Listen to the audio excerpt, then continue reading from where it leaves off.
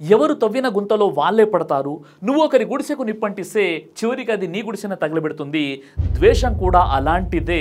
నువ్వు ద్వేషాన్ని నూరిపోస్తూ ఉంటే ఒకానొక రోజు ఆ ద్వేషం నిన్ను నీ కుటుంబాన్ని కూడా కబలించి వేస్తుంది. ఇది కఠోర సత్యం.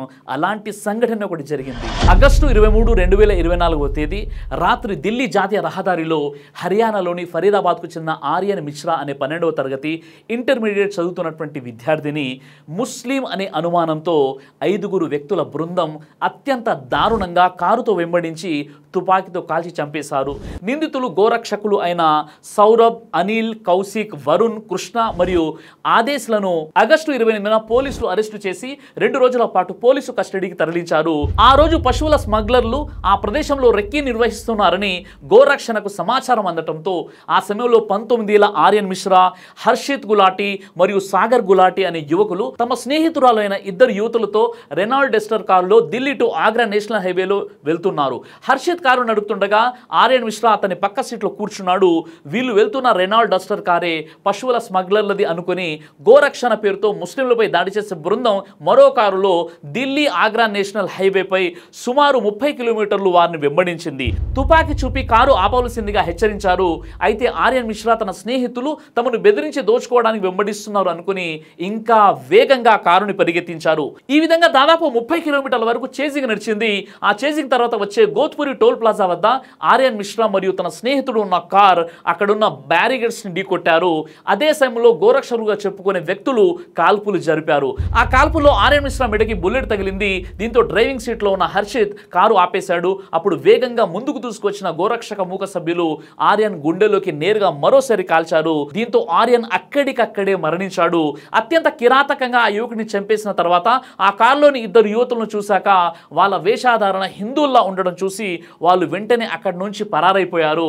ఆ తర్వాత విచారణలో పోలీసులు 5గురిని అరెస్ట్ చేసి రిమాండ్కి తరలించారు. అయితే ఇంత పెద్ద ఘటన జరిగితే ఆర్యన్ మిశ్రా తన స్నేహితులపై కాల్పులు జరిపిన మూక గోరక్షణ మూక అని నిర్ధారించడానికి తగిన ఆధారాలు లేవు అని ఫరీదాబాద్ ఏసీపీ అమర్ యాదవ్ ప్రెస్ మీట్లో చెప్పారు. ఆర్యన్ మిశ్రా మరియు తన స్నేహితులను వెంబడించిన వారిలో నా కొడుకు ఉన్న మాట నిజమే, కానీ అతను ఒక నిరపరాధి అని నిందితుల్లో ఒకరైన అనిల్, కౌశిక్ తల్లి విలేకరులతో అన్నారు.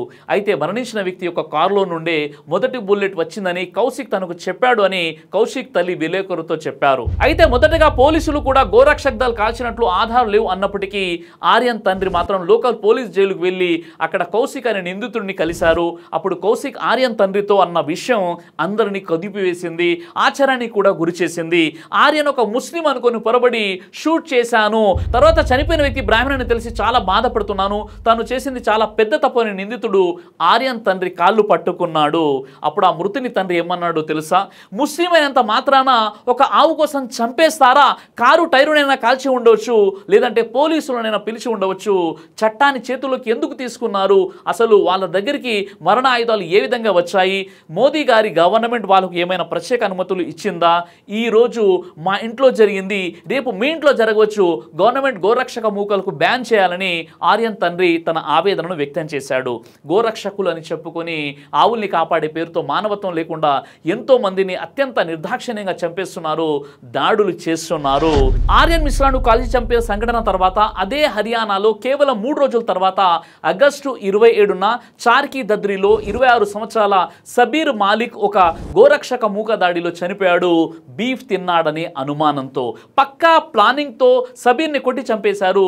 సబీర్ మాలిక్ వెస్ట్ బెంగాల్ నుండి వచ్చినటువంటి ఒక వలస కూలి, భార్య తన 2 ఏళ్ల కూతురుతో కలిసి హర్యానాలో ఉండేవారు. హర్యానా ముఖ్యమంత్రి నయాబ్ సింగ్ సోని వాళ్ళ సెంటిమెంట్లు దెబ్బతింటే ఎవరు మాత్రం వారిని ఆపగలరని గోరక్ష మూకలను సపోర్ట్ చేస్తూ జరిగిన సంఘటనను పట్టించుకోకుండా ఒక రాష్ట్రానికి సీఎం అయి ఉండి ఇంత నిర్లక్ష్యంగా వ్యవహరిస్తే ఇలాంటి సంఘటనలు జరగడానికి ఇలాంటి స్టేట్మెంట్లే కారణమని నాకు అనిపిస్తూ ఉంటుంది. ఇదే ఆగస్టులో పోలీస్ ఎగ్జామ్ కోసం ముంబై వెళ్తున్న కొందరు పోలీస్ ఆస్పిరెంట్స్ ట్రైన్లో అష్రఫ్ అలీ సయ్యద్ హుస్సేన్ పైన గుంపుగా దాడికి దిగారు. అతని దగ్గర బఫెల్లో మీట్ ఉందని తనని కావలసిన చోట దిగనివ్వకుండా అతని చుట్టూ గుమిగుడి అందరూ కలిసి కొట్టారు. అతని ఫ్యామిలీలో ఉన్న వాళ్ళందరికీ రేప్ థ్రెట్స్ కూడా ఇచ్చారు.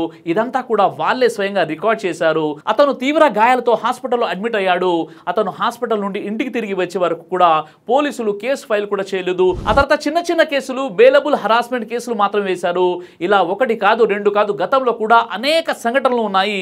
విద్వేషం కారణంగా హత్య చేయబడ్డ వారిలో ముస్లింలు మరియు దళితులే ఎక్కువగా ఉన్నారు. 2010 నుండి 2018 వరకు దేశంలో జరిగిన వేరువేరు సంఘటనల్లో 44 మంది హత్య చేయబడ్డారు.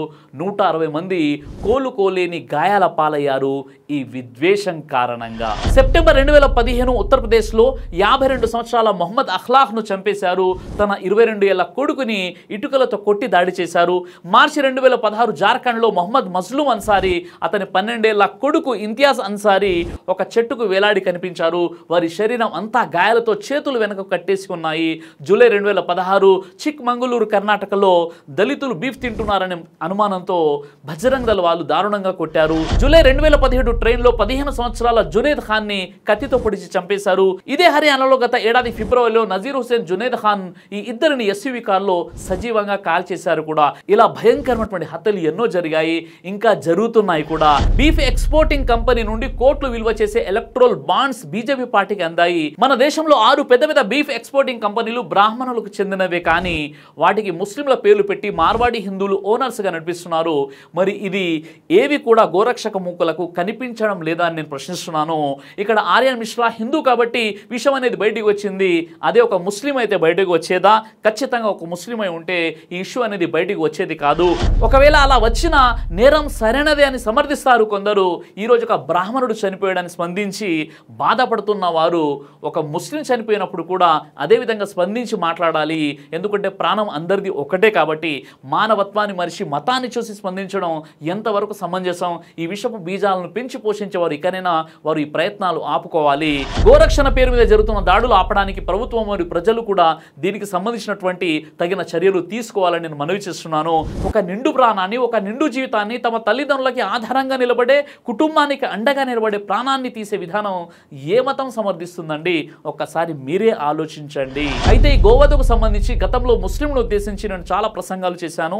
భారతదేశంలో గోవుని హిందువులు ఆరాధ్య దైవంగా భావిస్తారు కాబట్టి గోహత్య చేయకూడదు అని. ఇస్లాంలో కూడా ఎక్కడ గోహత్య చేస్తేనే నువ్వు ముస్లిం అని, లేదా గోమాంసం తింటేనే ముస్లిం అని ఎక్కడ కూడా చెప్పబడలేదు. హిందువుల మనోభావాలను దృష్టిలో పెట్టుకొని గోవుని మనం హత్య చేయకూడదు, గోమాంసం తినకూడదని చాలా ప్రసంగాలు నేను చేశాను. అయితే సోదరులా, ఈ సందర్భంగా హిందువులు కూడా చెప్తున్నాను, గోవుని తిన్నారని లేదా గోహత్య చేశారని, బీఫ్ తిన్నారని మీకు ప్రాణాలు తీసేటటువంటి హక్కు ఏ గవర్నమెంట్ ఇచ్చింది? ఎవరు ఇచ్చారు? ఒక్కసారి ఆలోచించండి. నిజంగా అలాంటి అనుమానాలు ఉంటే చట్టపరమైన చర్యలు తీసుకోండి, వారిపై కేసు పెట్టండి, పోలీసులకు ఇన్ఫర్మేషన్ ఇవ్వండి. అలా కాకుండా చట్టాన్ని చేతులు తీసుకొని ఈ విధంగా హత్యలకు పాల్పడడం అనేది ఎంతవరకు సమంజసం? ఒక్కసారి మీరే మీ ఆత్మ పరిశీలన చేసుకోండి. దైవ ప్రవక్త ముహమ్మద్ సల్లల్లాహు అలైహి వసల్లం వారు తెలియజేశారు, కడుపుకు సంబంధించినటువంటి అన్ని రకాల వ్యాధులకు అద్భుతమైనటువంటి ఔషధం తల్బీనా. ఇది దైవ ప్రవక్త వారి సున్నత్. మంచి ఆహారం, ఇమ్యూనిటీ బూస్టర్, ఇందులో షిఫా ఉంది. ఇది మంచి ఔషధంగా కూడా పనిచేస్తుంది. కాబట్టి పిల్లలు అయినా పెద్దలు అయినా ఎవరైనా దీనిని ఉపయోగించవచ్చు. అలాగే ఖురాన్లో దైవం తెలియజేశాడు, తేనెలో మీకు స్వస్థత ఉంది అని. కాబట్టి స్వచ్ఛమైనటువంటి తేనె కోసం మీరు సంప్రదించండి. అలాగే షాహీ హల్వాను మీరు తప్పనిసరిగా ఉపయోగించి మీ దాంపత్య జీవితంలో మంచి అనుభూతిని పొందండి. ఇందులో ఎలాంటి సైడ్ ఎఫెక్ట్స్ లేవు.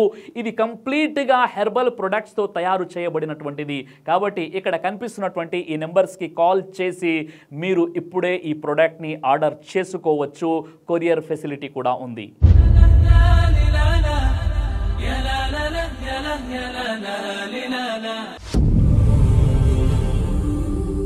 బ్రదర్ సిరాజ్ అని యూట్యూబ్ ఛానల్ని మీరు సబ్స్క్రైబ్ చేసినట్లయితే ఇన్షాల్లా దేవచిత్తం అయితే మీకు వీడియోస్ వస్తుంటాయి. అదేవిధంగా బ్రదర్ సిరాజ్ అనేటటువంటి ఫేస్బుక్ని కూడా లైక్ చేయడం వల్ల మీకు వీడియోస్ వస్తుంటాయి.